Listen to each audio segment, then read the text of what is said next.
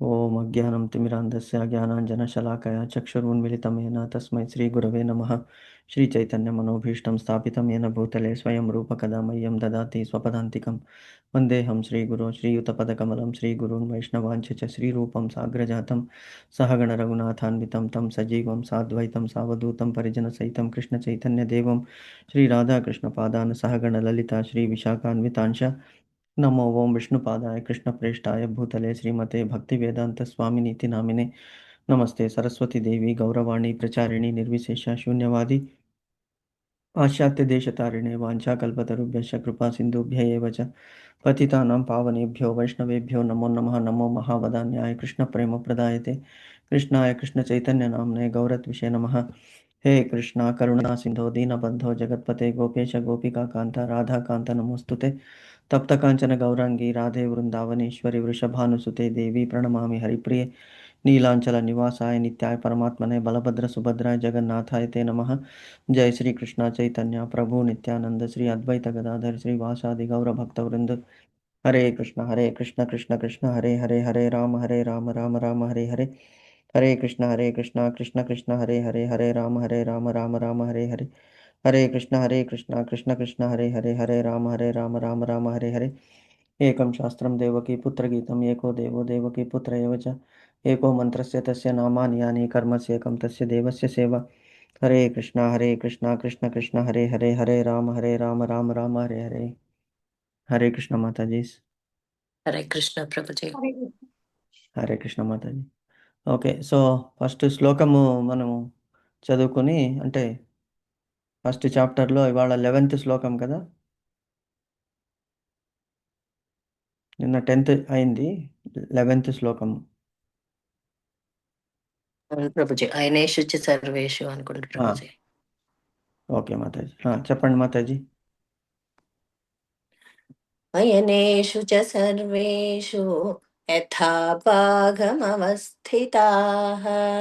భీష్మమేవాభిరక్షन्तు జయంతస్ భవన్ భవంత. భవంతః సర్వ ఏవ హి. Hare very Krishna nice, Prabhuji. Very nice. చక్కగా పలుకుతున్నారు, ఒత్తులు దీర్ఘము అన్నీ కూడా. వెరీ వెరీ హ్యాపీ చాలా మాతాజీ. ప్రాక్టీస్. అంటే నేను అది శ్లోకాలు చెప్పినప్పుడు చదవటమే పని ప్రభుజీ నాకు.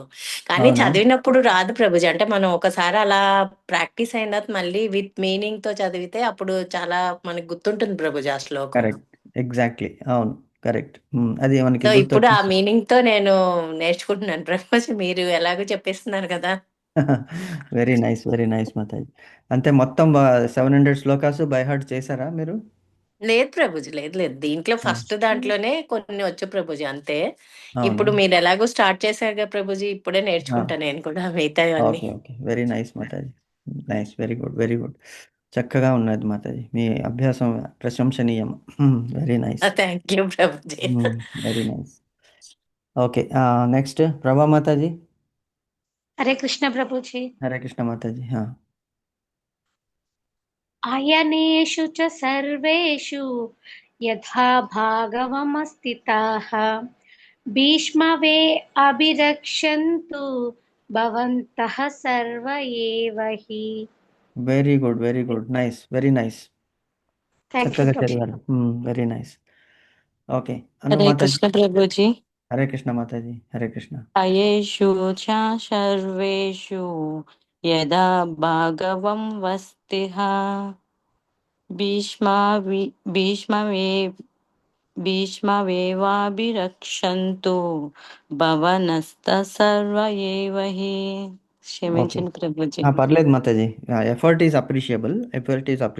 కొద్దిగా ప్రాక్టీస్ చేస్తే వచ్చేస్తుంది. ధ్యానం చేస్తున్నాను ప్రభుజీ. సో బేసికలీ ఇది వినండి. ఓకే ప్రభుజీ.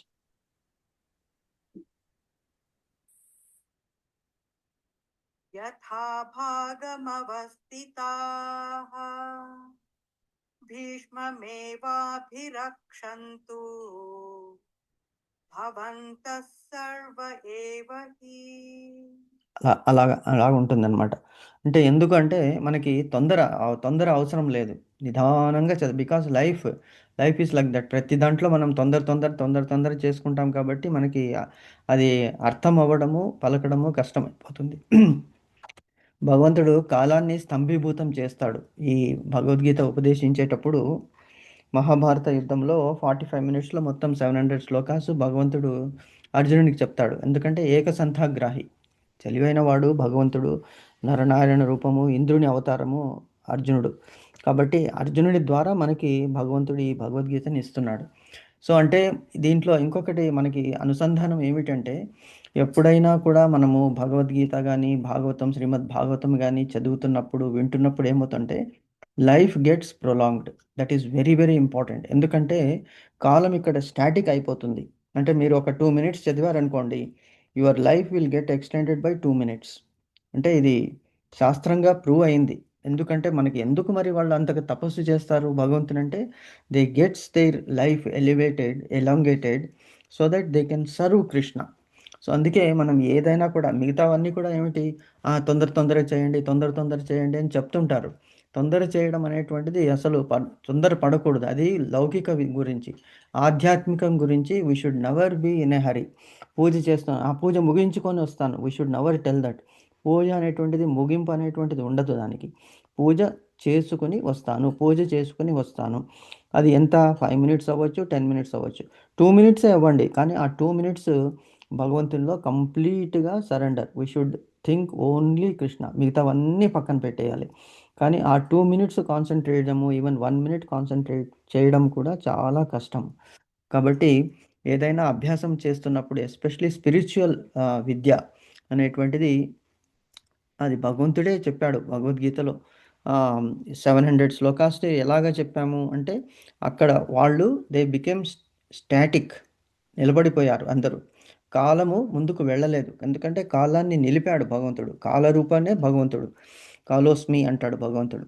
కాబట్టి ఇది మనం నిదానంగా చదవాలి. నిదానంగా చదివితే ఏమవుతుందంటే everything gets imprinted in our mind. So ఇందాక విన్నారు కదా, అయనేషు చ సర్వేషు యథాభాగమవస్థితాః. అక్కడ 2 సున్నాలున్నాయి. దాన్ని విసర్గాలు అంటారు దాన్ని. ఆ విసర్గాల దగ్గర ఆపాలి. అయనేషు చ సర్వేషు, అక్కడ ఒక బ్రేక్.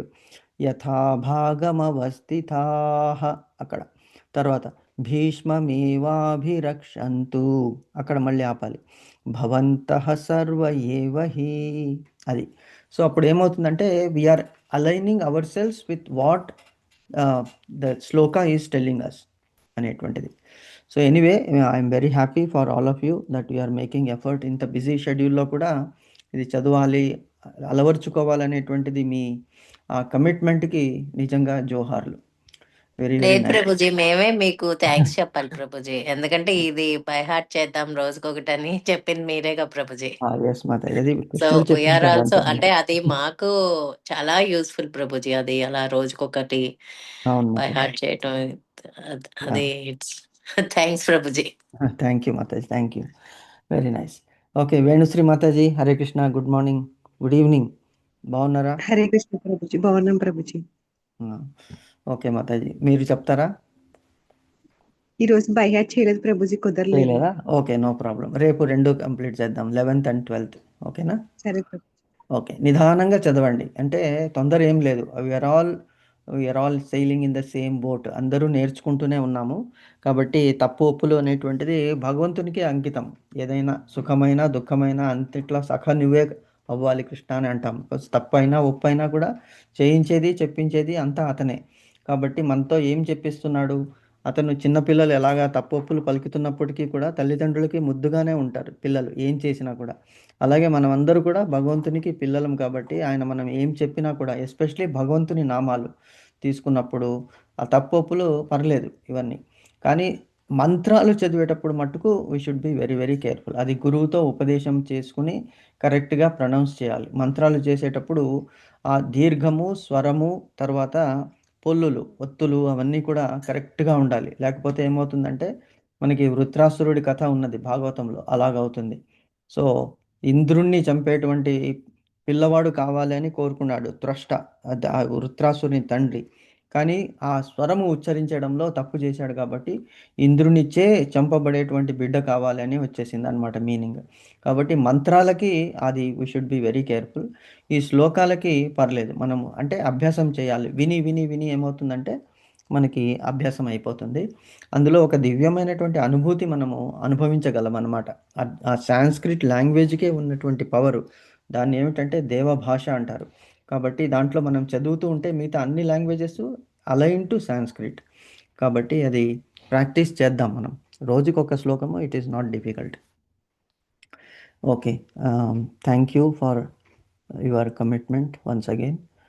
సో మనం ఎక్కడ 42nd శ్లోకంలో ఉన్నాము. Will try to read the భాష్యము చదివాము, నిన్న సగం వరకు చదివాము, మిగతా సగము ఇవాళ చదువుదాం. 42nd శ్లోకం అదే 4th చాప్టర్లో. It is like a summary what he has told in this chapter. జ్ఞాన కర్మ సన్యాస యోగం అనేటువంటిది ఎలా చేయాలి, జ్ఞానముతో పాటు కర్మము, చేసినటువంటి కర్మంని సన్యాసంగా వదిలిపెట్టి వేసేయాలి, ఫలాన్ని ఆశించకుండా ఉంటే దానికి అత్యున్నతమైనటువంటి ఫలితము నేను నీకు ఇస్తాను అని భగవంతుడు చెప్తున్నాడు అనమాట. సో తస్మాత్ అజ్ఞాన సంభూతం హృత్స్థం జ్ఞానాసినాత్మనః చిత్వైనం సంశయం యోగం అతిష్టోత్తిష్ట భారత అని అంటున్నాడు భగవంతుడు. అంటే ఏం చెప్పాము అంటే ఇంతకుముందు మనిషి ప్రతి ఒక్క దాంట్లో కూడా ఏముంటుంది అంటే 2 రకాల కర్మలు చేస్తాడు ప్రతి మనిషి కూడా. 2 types ఆఫ్ కర్మలు. ఏమిటయ్యా ఆ కర్మలు అంటే నార్మల్గా నిరంతరంగా చేసేటువంటి కర్మలు. ఏమిటి నిరంతరం అంటే వితౌట్ అవర్ నాలెడ్జ్. పొద్దున లేవాలని మనకి ఎవరు చెప్పరు, ఆటోమేటిక్గా మన నిద్ర కంప్లీట్ అయిన వెంటనే లేచేస్తాము, అది కూడా ఒక కర్మనే. లేచిన తర్వాత ఏమిటి, డైలీ కాలకృత్యాలు తీసుకుంటాం, అది ఎవరైనా చెప్తున్నారా? It is natural. అలాగే ఆకలి వేస్తుంది, తింటున్నాము, తర్వాత తినడానికి ముందు వంట వండుతున్నాము, అలాగే ఆఫీస్కి వెళ్తున్నాము, ఇవన్నీ కూడా మనము డైలీ యాక్టివిటీస్. దీన్నే ఏమంటారంటే నిత్యమైనటువంటి కర్మలు. నైమిత్తిక కర్మలు అంటే నిమిత్తంగా చేసేది ఏమిటి, భగవంతునికి చేసేటువంటి కర్మలు. సో ఈ 2 types కర్మలు ఉన్నాయి అని చెప్తున్నాడు భగవంతుడు. అప్పుడు ఏముంటాయి ఈ నిత్య కర్మలు, నైమిత్తిక కర్మలు. నైమిత్తిక కర్మల్లో మనము భగవంతుని ప్రార్థిస్తున్నాము, అది స్పిరిచువల్ వర్క్, యోగం అంటారు దాన్ని. నిత్య కర్మలు మన గురించి, మన దేహ పోషణ గురించి. మరి 2 అవసరమే. రెండిట్లో ఏది ఇంపార్టెంట్ అంటే బోత్ ఆర్ ఇంపార్టెంట్.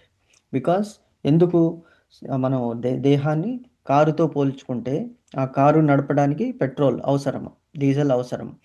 అలాగే ఆ కారులో ఉన్నటువంటి మనిషి, అది ఎవరు, దేహంలో ఉన్నటువంటి ఆత్మ. సో ఆ ఆత్మకి ఆహారము అవసరము. ఓన్లీ కారులో పెట్రోల్ వేసి మనిషికి ఏమి ఇవ్వకుంటే ఏమవుతుంది, అతడు సరిగా పని చేయడు. అలాగే ఆత్మ కూడా ఇట్ విల్ బి అన్హ్యాపీ అన్నమాట. సో మనం ఎక్కడైనా టూర్కి వెళ్ళినప్పుడు కారులో డ్రైవర్ని తీసుకెళ్తాం, డ్రైవర్ భత్తా అని ఇస్తాము, డ్రైవర్కి మనతో పాటు భోజనం ఇస్తాము. So he will be very happy, మనకి ఎప్పుడైనా కూడా సేవ చేయడానికి ఉంటాడు. అలాగే ఆత్మ కూడా ఈ దేహంలో ఉండి దానికి ఆహారము భగవంతుని నామస్మరణ, భగవంతుని మహిమలను స్మరణ, భగవంతుని యొక్క రూపాన్ని స్మరించుకోవడము అనేటువంటిది ఆత్మది. సో 2 ఉన్నాయి. మరి మొత్తము మనం డివోషనల్ సర్వీస్లోనే మన నిత్య కర్మలని కూడా ఎలాగ భగవంతునికి అర్పించాలి అంటే ప్రతి నిమిషము కూడా భగవంతుని స్మరణ. ఇవాళ పొద్దున్న లేచిన వెంటనే ఏం చేస్తాము, చేతుల్లో చూసుకుని కరాగ్రే వసతే లక్ష్మి అనేటువంటి శ్లోకాన్ని మనం పఠించి భూదేవిని నమస్కరిస్తాము. ఎందుకు, భూదేవి మీద మనం రోజు నడుస్తున్నాము అంటే మనకి నడకకి సపోర్ట్ ఇస్తున్నది భూదేవి. ఆ భూదేవి మీద ఏమేమి చెయ్యరాని పనులన్నీ కూడా చేస్తున్నాము, అయినప్పటికీ ఎంతో ఓర్పుతో ఉన్నది. సో ఇవన్నీ కూడా డైలీ యాక్టివిటీ. ఆ టైంలో కూడా మనము భగవంతుని స్మరిస్తే అది ఎటువంటి యాక్టివిటీ అవుతుంది, నిత్యకర్మ బికమ్స్ స్పిరిచువల్ యాక్టివిటీ. సో ఈ 2 చేయాలి అని చెప్తున్నాడు భగవంతుడు. సో ఎప్పుడైనా ఈవెన్ సంపాదన ఏమిటి, ధన సంపాదన కానీ, తర్వాత మనం చేసేటువంటి అన్ని పనుల్లో కూడా భగవంతునికి అర్పిస్తే ఆ కర్మలన్నీ కూడా మనకి ఏమవుతుంది అంటే స్పిరిచువల్ అయిపోతుంది, ఆధ్యాత్మికం అయిపోతుంది అని నిన్న మనం తెలుసుకున్నాము. సో మనిషి యొక్క సంపత్తు అనేటువంటి యజ్ఞాన్ని ఆధ్యాత్మిక సాక్షాత్కారం తో అనుసంధానము చేయాలి అనేటువంటిది చెప్పాడనమాట. కాబట్టి ఇది ఎలాగవుతుంది అంటే ఇది చేస్తూ వస్తే అది కృష్ణ ప్రజ్ఞలో ఉన్న వాళ్ళకి అది సహజం అయిపోతుంది, న్యాచురల్.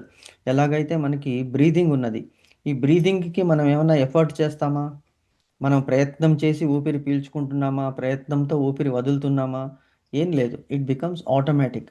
ఎందుకు అంటే లోపల ఉండి భగవంతుడు అవి చేయిస్తున్నాడు కాబట్టి. ఎంతవరకు భగవంతుడు లోపల ఉంటాడో అంతవరకు ఈ దేహం అనేటువంటిది దానిలో ఉన్నటువంటి ఆ శక్తి ఉంటుంది. లేకపోతే ఏమవుతుంది? అది ఉండదు.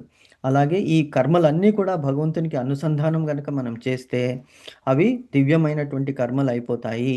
చేస్తూ చేస్తూ ఏం చేయాలి? సన్యాసము అన్నాడు భగవంతుడు. అవన్నీ నేను నాహం కర్త హరికర్త అనేటువంటి దాంతో చెయ్యాలి అని చెప్తున్నాడు. ఓన్లీ నిత్య కర్మలు చేసుకుంటే సరిపోతుందా అంటే సరిపోదు. ఈవెన్ ఆత్మకి కూడా మనం ఆహారము అందించాలి అనేటువంటిది నిన్న చదువుకున్నాం. సో ఇప్పుడు నెక్స్ట్ మిగతాది కంటిన్యూ చేద్దాము. సో ఇంతవరకు డిస్కస్ చేశాను. దాంట్లో ఏమన్నా మీకు క్వశ్చన్స్ కానీ మీరు ఏమన్నా చెప్పదలుచుకున్నారా?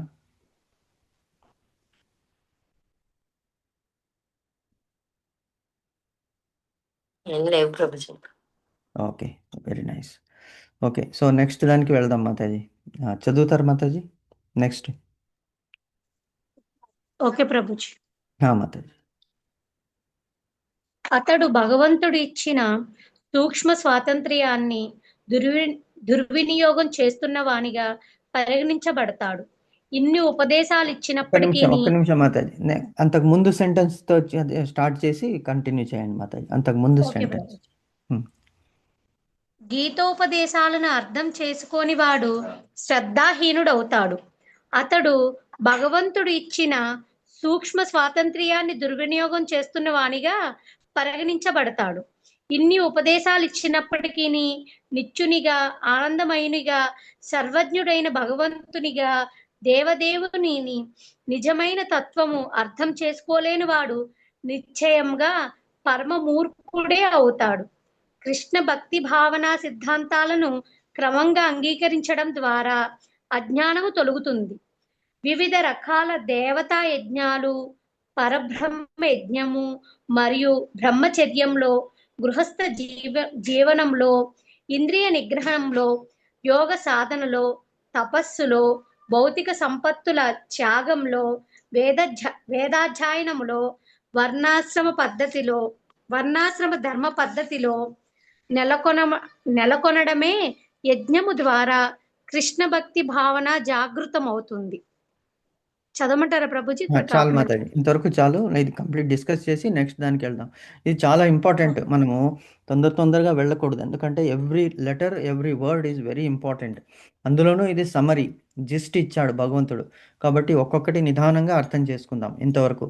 సో ఇంతవరకు ఏం చెప్పుకున్నామంటే 2 రకాల పనులు చేస్తాడు మనిషి. 2 రకాల పనులు చేయాలి. యజ్ఞం అంటారు దానికి. ఒకటి నిత్యము, ఒకటి నైమిత్తికము. అంటే మనం నిత్యం చేసేటువంటి కర్మలు మన శరీర పోషణకి, నైమిత్తిక కర్మలు ఆత్మ పోషణకి కావాలి. ఇది తెలుసుకొని నడవాలి మనము.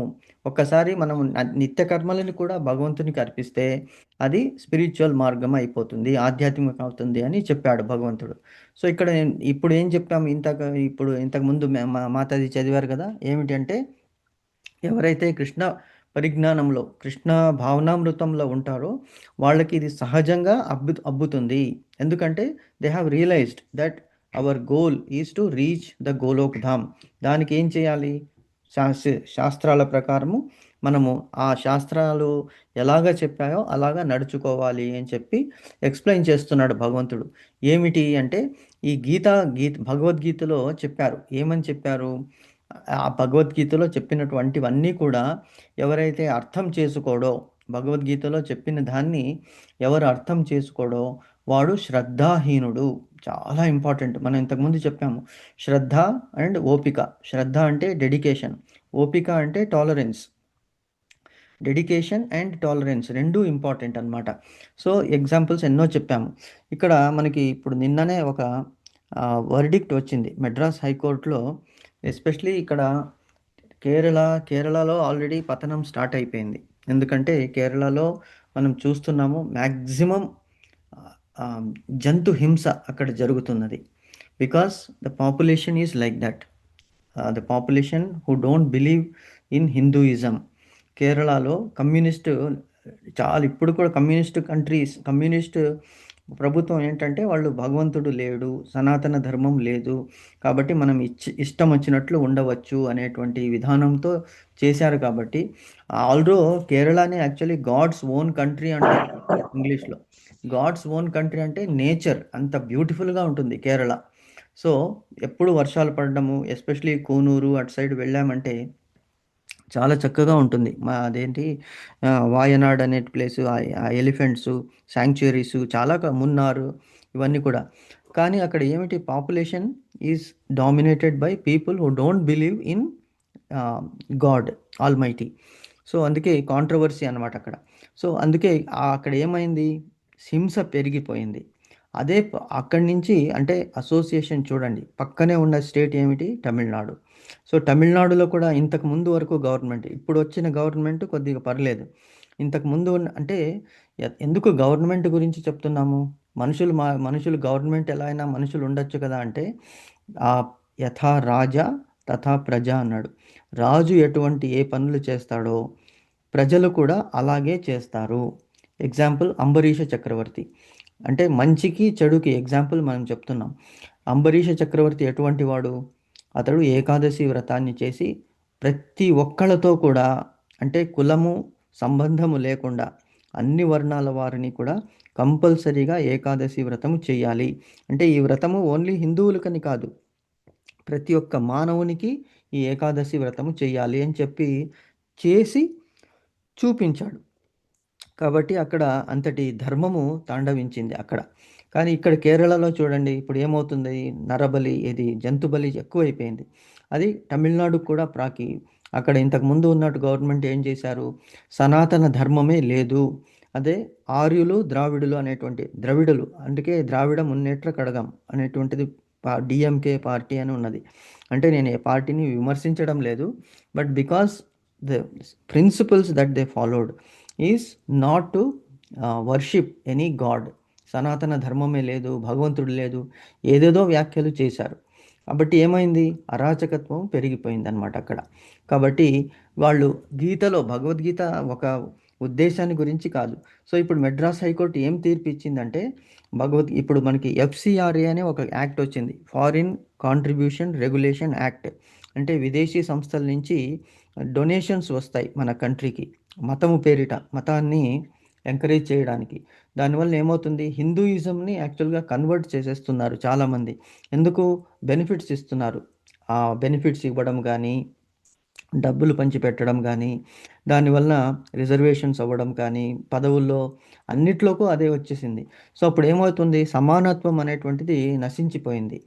సో అందుకే people are getting converted, easy money వచ్చేస్తుంది కదా. ఇప్పుడు మనకి పొలిటీషియన్స్ ఏం చేస్తున్నారు, డబ్బు ప్రామిస్ చేస్తారు, ఓటు వేస్తే నీకు ఇన్ని వేలు ఇస్తాను.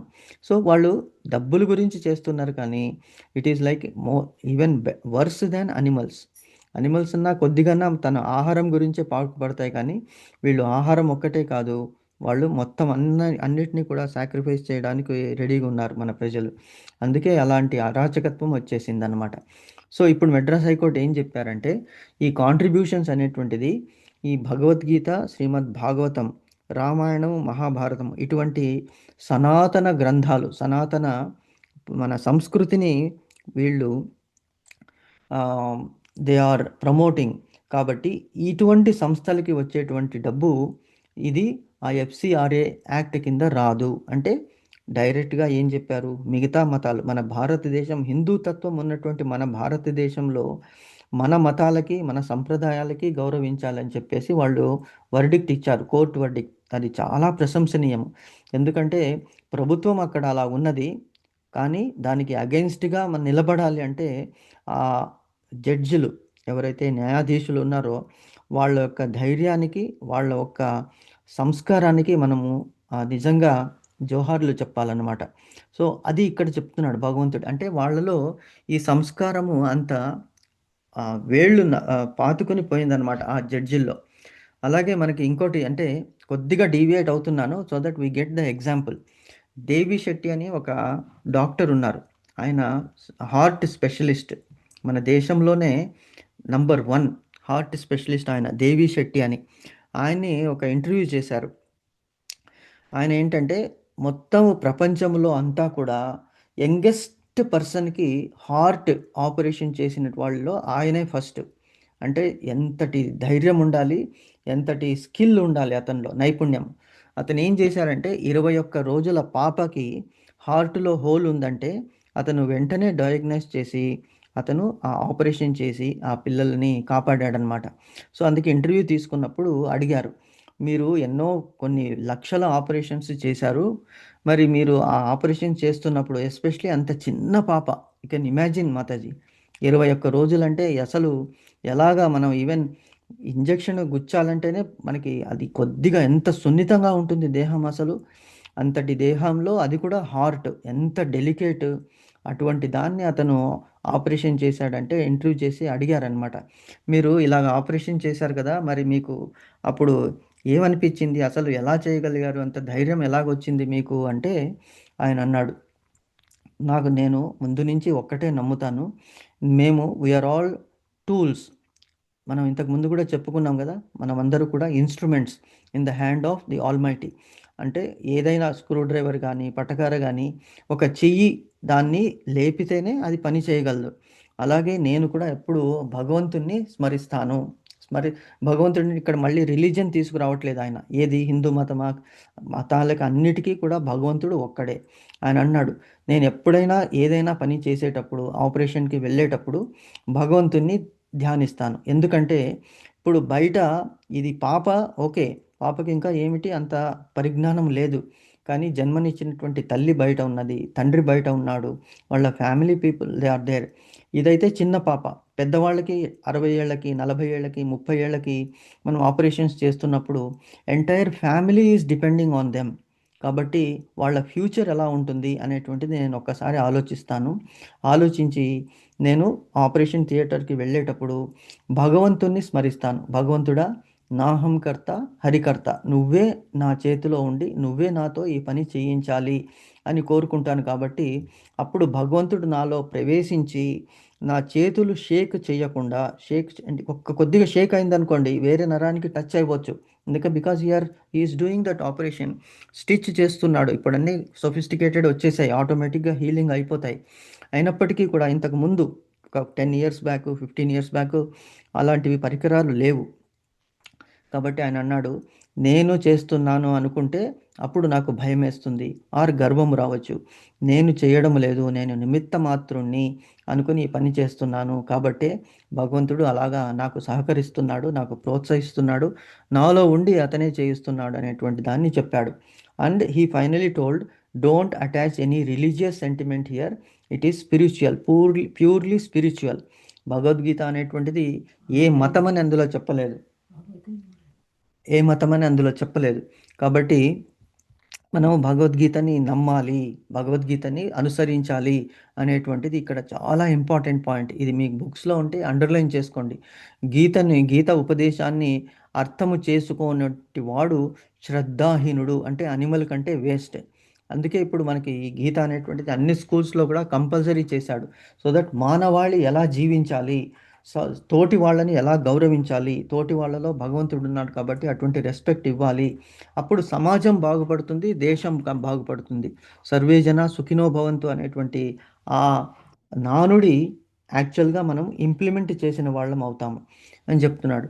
సో గీత యొక్క ఉపదేశాన్ని, భగవద్గీత యొక్క ఉపదేశాన్ని అర్థం చేసుకున్నటువంటి వాడు శ్రద్ధాహీనుడు అని చెప్పాడు భగవంతుడు. అండ్ భగవంతునికి ఇచ్చినటువంటి, అంటే మనకి అల్ప స్వాతంత్రాన్ని ఇచ్చాడు భగవంతుడు మనకి. అల్ప స్వాతంత్రం అంటే ఎఫర్ట్ నువ్వు చేయి, దానికి రిజల్ట్ నేను ఇస్తాను. సో ఎఫర్టే చేయకుండా రిజల్ట్ రావాలంటే ఎగ్జామ్ రాస్తేనే చదువుకోవాలి, చదివింది అక్కడ రాయాలి, రాసిన తర్వాత ఇవాల్యుయేషన్ చేసి మనకి పాస్ ఫెయిల్ అనేటువంటిది వాళ్ళు ఇస్తారు. నువ్వు అసలు ఎగ్జామ్కే వెళ్ళకుంటే ఎలాగా ముందుకు వెళ్ళడము అనేటువంటిది ఇక్కడ మనం చెప్పుకోవాలి. అల్ప స్వాతంత్రం అంటే చదవడము, రాయడము అనేటువంటిది మన కర్తవ్యము, రిజల్ట్ ఇవ్వడము భగవంతుని కర్తవ్యము. కానీ దీన్ని మనము దురుపయోగం చేసుకుంటున్నాం. ఈ అల్ప స్వాతంత్రాన్ని ఏం చేస్తున్నాడు మానవుడు? దురుపయోగం చేసుకుంటున్నాడు. ఎందుకు? జీవితమే చిన్నది, అందులో యవ్వనము ఇంకా చిన్నది, సో ఎంజాయ్ చేద్దాము, రేపు ఎవరు చూశారు. ఎస్పెషలీ ఇప్పుడు ఈ కొత్త న్యూ జనరేషన్ వచ్చేసి వీళ్ళంతా ఏమి అయిపోయారంటే they are not bothered about tomorrow. ఇవాళ హ్యాపీగా ఉంటే చాలు, రేపు ఎవరు చూశాడు అంటే అది అటువంటి భావనతో ఉన్నప్పుడు ఏమవుతుందంటే they are not better, even animals are better. Animals కూడా వర్షాకాలానికి చలికాలానికి చీమలన్నీ కూడా ఆహారాన్ని సంగ్రహం చేసుకొని తన ఇంట్లో పెట్టుకుంటుంది, so that it cannot go out. So మనము కూడా రేపు అనేటువంటిది అంటే నెక్స్ట్ జన్మ అనేటువంటిది ఉన్నది, దాని గురించి మనం ఈ సాధన చేయాలి.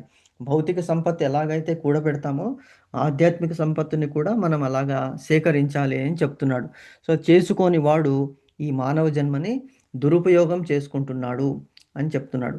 సో ఇటువంటి ఉద్దేశం ఏమిటి? భగవంతుని నిజమైనటువంటి స్వరూపము, నిత్య ఆనందకరము, సత్ చిత్ ఆనంద స్వరూపమైన భగవంతుని, దేవదేవోత్తమైన పురుషోత్తముని, అదే శ్రీకృష్ణుని ఎవరైతే అర్థం చేసుకోరో వాళ్ళు మూర్ఖులలో మూర్ఖుడు అంటున్నాడు. మూర్ఖుడు అంటే హీ విల్ ఆల్వేస్ ఆర్గ్యూ, ఇది కాదు అది కాదు దీన్ని చెప్పు అంటే వాడికి కన్విన్స్ చేయలేమన్నమాట, వదిలిపెట్టేసేయాలి. దాన్నే ఇంగ్లీష్లో ఏమంటారంటే ఇడియట్ అంటారు కదా. He doesn't want to understand, he doesn't want to listen. అందులో కూడా మూర్ఖుడు, మూర్ఖులలో మూర్ఖుడు అటువంటి వాడు ఎవరు? శ్రీకృష్ణుని ఈ ఉద్దేశాన్ని, ఈ ఉపదేశాన్ని ఎవరైతే అంగీకరించాలో, శ్రీకృష్ణుడు దేవదేవోత్తముడు అనేటువంటి పురుషోత్తముడు అనేటువంటి ఆ భావనాన్ని ఎవరు భావాన్ని అర్థం చేసుకోరో వాళ్ళు మూర్ఖులలో మూర్ఖుడు అని చెప్తున్నాడు ఇక్కడ శ్రీకృష్ణుడు. కృష్ణ ప్రజ్ఞ యొక్క తత్వాలని క్రమంగా ఆచరించాలి. ఇక్కడ చూడండి, ప్రతి ఒక్క దాంట్లో చెప్పాడు కృష్ణుడు. ఏమని చెప్పాడు? కృష్ణ ప్రజ్ఞం యొక్క తత్వము ఏమిటి? క్రమక్రమంగా అనుసరించి, అంటే ఒకేసారి మనము దాన్ని తీసుకోలేము. ఇప్పుడు ఎందుకు తీసుకోవట్లేదు? మనము 4 రెగ్యులేటరీ ప్రిన్సిపల్స్ చెప్పాము. ఒక్కసారిగా టీ కాఫీ మానేసేయమంటే, అది మనం తాగుడు మానేయమంటే ఓకే ఒప్పుకుంటాం, కానీ టీ కాఫీ కూడా మానేయమంటున్నది మనకి ఇక్కడ ఈ మనకి కృష్ణ భావనామృతంలో. ఎందుకు అంటే విపరీతంగా సేవించకండి, దానికి బానిసలు అయిపోతాము. ఎందుకంటే అది కొద్దిగా మాదకం అనేటువంటిది అందులో ఉంటుంది, కాబట్టి మనకి సాత్విక స్వభావం నుంచి దూరమే తీసుకెళ్తుంది అంటుంది. కానీ స్లోలీ మనం దాన్ని అడిక్ట్. మేము కూడా ఇంతకుముందు టీ తీసుకునేవాడిని బ్యాంకులో, ఇంట్లో కూడా మేము 3 సార్లు 4 సార్లు ఒక్కొక్కసారి 5-6 కప్పులు. అంటే బోర్ కొట్టిందా ఓకే టీ చేయి, అలాగా. అంటే అలాంటి వాళ్ళము we tried our best to avoid that. So కాలక్రమేణ తగ్గించుకుంటూ వస్తున్నాం అనమాట. ఎందుకు అంటే అది హెల్త్కి ఇంపార్టెంట్, ఆధ్యాత్మికానికి కూడా ఇంపార్టెంట్, దేహానికి ఆత్మకి 2 ఇంపార్టెంట్ అనేటువంటిది. సో 4 రెగ్యులేటరీ ప్రిన్సిపల్స్ చేయమంటున్నారు, తర్వాత జపము చేయమంటున్నారు. ఎందుకు? మనస్సుని కాన్సన్ట్రేట్ చేయమంటున్నారు. సో ఇవన్నీ కూడా మానవాళికి ఉపదేశించినటువంటి. అందులో కృష్ణ భావనామృతంలో ఓన్లీ హిందూస్ చేయాలి, ఇంకొకళ్ళు చేయకూడదని లేదు. ప్రతి జీవి కూడా ఆ విధంగా భగవంతుని సేవించాలి అని చెప్పారనమాట. కాబట్టి దేవతలకి మనం చేస్తున్నాం యజ్ఞాలు. మనం యజ్ఞాల గురించి తెలుసుకున్నాం కదా. దైవ యజ్ఞము, భూత యజ్ఞము, ఋషి యజ్ఞము, పితృయజ్ఞము అనేటువంటి, తర్వాత జీవయజ్ఞము. అంటే అన్ని జీవాలకు కూడా మనము అర్పిస్తున్నాము. సో ఈ 5 యజ్ఞాలు మనం చేయాలి అని చెప్తున్నాడు మానవుడైనటువంటి వాడు. మిగతా జంతువులు అవి చేయలేదు, ఓన్లీ మానవులు చేయగలరు. సో ఎందుకు చేయాలి అంటే బ్రహ్మదేవునికి చేసేటువంటి యజ్ఞ ఎందుకు? బ్రహ్మ అంటే భగవంతుడు, పరబ్రహ్మ మన జీవితాన్ని ఇచ్చాడు, మనకి ఇన్ని సౌకర్యాలు ఇచ్చాడు, అన్ని అవయవాలు చక్కగా పనిచేసేటట్టు చూశాడు, మనము థింకింగ్ కెపాసిటీ ఇచ్చాడు. సో ఇవన్నీ ప్రతి ఒక్క అవయవం, చెవులు, కళ్ళు, ముక్కు, నోరు, నాలుక, దేహము, feeling, walking, everything we can visualising, thinking, imagining, కవిత్వము, నాట్యము, మీరు యూ కెన్ థింక్ అబౌట్ 64 కళలు అన్నీ కూడా మానవులకి ఇచ్చినటువంటి భగవంతునికి first we should be grateful అని ఇక్కడ చెప్తున్నాడు. ఫస్ట్ బ్రహ్మదేవునికి చేసేటువంటి యజ్ఞము ఏమిటి? యజ్ఞము భగవంతుని స్మరించడము. మనం ఏదైనా స్వీకరించే ముందు నివేదన చేసి ఆ ప్రసాదాన్ని తీసుకోవడం. బ్రహ్మకి అంటే చాలా ఉన్నాయి. బ్రహ్మకి చేసేటువంటి యజ్ఞము పాఠ్యము, ఇప్పుడు మనం చేస్తున్నటువంటి ఆధ్యాత్మిక శ్రవణం, కీర్తనం, స్మరణం అనేటువంటి నవవిధ భక్తుల్లో ఉన్నాయి. అవన్నీ చేసేటువంటివి బ్రహ్మకి. అంటే బ్రహ్మ అంటే ఇక్కడ పరబ్రహ్మ అని అర్థం చేసుకోవాలి. పరబ్రహ్మ అంటే శ్రీకృష్ణుడు. సో శ్రీకృష్ణుని ప్లీజ్ చేస్తే అన్ని దేవతలు ప్లీజ్ అవుతారు, ఒకటి. తర్వాత సెకండ్ది ఏం చెప్తున్నాడు? బ్రహ్మచర్య యజ్ఞ. బ్రహ్మచర్యం అనేటువంటిది ఏమిటి అంటే, ఇప్పుడు మనము పెళ్లి చేసుకున్నాం కదా, పెళ్లి చేసుకున్న తర్వాత బ్రహ్మచర్యం ఎలా అవుతుందంటే 10 పత్నుల యొక్క సాంగత్యం అనేటువంటిది బ్రహ్మచర్య కిందనే వస్తుందని భగవద్గీతలో చెప్పారు, భాగవతంలో కూడా చెప్పారు. కాబట్టి అది బ్రహ్మచర్య అంటే పరస్త్రీ, పరపురుషునితో మనం కాంక్షించకుండా ఉంటే అది బ్రహ్మచర్య కిందే వస్తుంది. ఈవెన్ ఎవరు స్టూడెంట్స్ ఏంటి వాళ్ళు చదివేంత వరకు కూడా అటువంటి అశ్లీలమైనటువంటి దృశ్యాలు కానీ పుస్తకాలు కానీ చదవకూడదు. ఎందుకు? వాళ్ళ మైండ్ చెడిపోతుంది. సో ఆ బ్రహ్మచర్యం అనేటువంటిది very very important. So that we are not deviating. ఇది ఒక రెగ్యులేటరీ ప్రిన్సిపల్లో ఒకటి వస్తుందన్నమాట. తర్వాత కౌటుంబిక జీవితం అంటున్నారు. కుటుంబ జీవనంలో ఏమిటి? ఇంద్రియ నిగ్రహము అంటే నో ఇల్లిసిట్ రిలేషన్షిప్. కుటుంబ జీవనంలో మన గృహస్థ జీవనంలో ఏం చేయాలి? మనకి నిర్దేశించినటువంటి వర్ణాశ్రమ ధర్మాలని పాటించాలి. గృహస్థులు both husband and wife they have lot of responsibility towards their children first. తర్వాత towards the people who are depending on them, towards the జంతువులు. ఇంట్లో కూడా జంతువులు ఉంటాయి. మనం అంటారు ఈవెన్ మనం ఏం చేస్తాము, అన్నం కొద్దిగా మిగిలిందంటే మొత్తం గిన్నెలో అంతా ఊడ్చి వేసేసుకుంటాము. అలా చేయకూడదు అంటారు. ఎంతవరకు అవుతుందో ఆ గరిటెతో ఎంతవరకు వస్తుందో అంతే తీసుకోవాలి, మిగతావి వదిలివేయాలి. ఎందుకు? మన మీద మన ఇంటిలో ఆధారపడి ఉన్నటువంటి చిన్న చిన్న చీమలు అవి ఇవి ఉంటాయి, వాటికి అవి ఆహారంగా పనికి వస్తుంది, అందుకే వదిలిపెట్టేయాలి. మొత్తము కడిగి పెట్టాలి. రోజు నైట్ ఏం చేస్తాము మనం, ఒక్కొక్కసారి లేజీగా గిన్నెలు అందులోనే పడేస్తాము.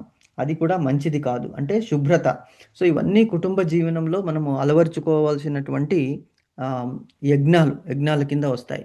ఇంద్రియ నిగ్రహము అంటే not getting attracted towards others. YouTube ఉన్నది, వాట్సాప్ ఉన్నది. ఈ ఒక్కసారి మొబైల్ తీసామంటే గంటల కొద్దీ మనం రీల్స్ యూట్యూబ్ చూసుకుని